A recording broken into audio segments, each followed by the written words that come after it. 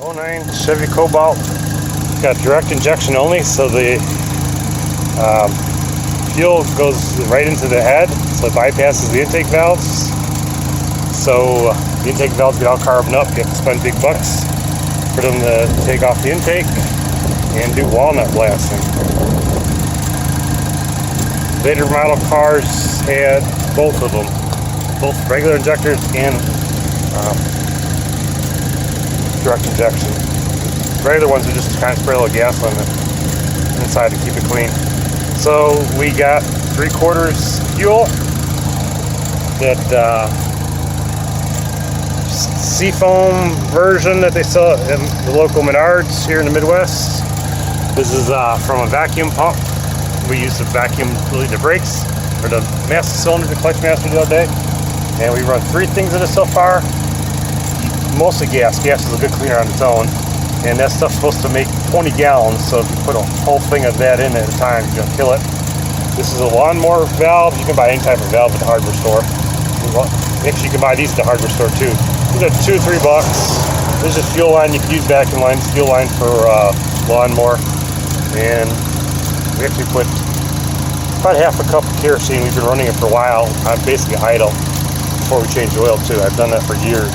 Same thing as engine cleaner for the most part. And since the hose side is where this is coming from, it'll tuck right in there. We're going to tow it slowly, and every once in a while I do rev it up just a little bit. This car's got about 133 miles. It'll turn 33,000. And it's going to start running a little rough. You just want to adjust it. You're not in a hurry to get the stuff down. You're in no hurry. You want it to clean the valve, so let it take its time.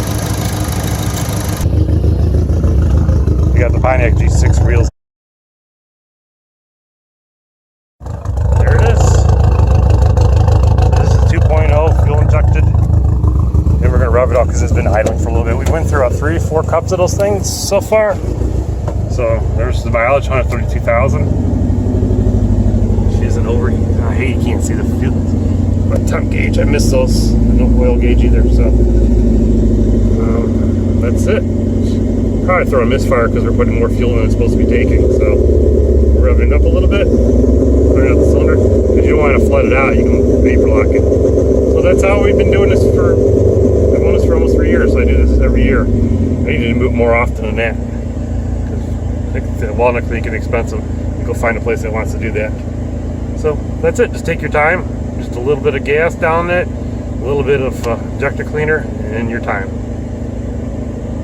And if you want, I have a video on how to do the clutch master, because the clutch pedal goes to the floor, especially after sitting for the winter. And I just replace that. It's pretty easy to do.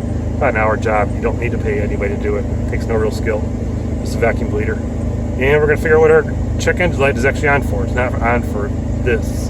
There's another issue. It's been hiding.